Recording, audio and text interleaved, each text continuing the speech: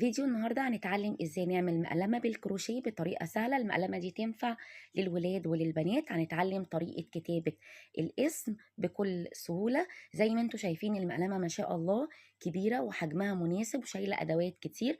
الخيط اللي انا استخدمته خيط مكرمية مصري، واستهلكت 185 جرام خيط بالظبط. يعني انت تعملي حسابك ان انت تجيبي 200 جرام من الخيط. واستخدمت إبرة مقاس 3.5، كانت مناسبة لسماكة الخيط اللي أنا شغالة بيه. هنبدأ بقى بسم الله ونعمل أول حاجة عقدة البداية.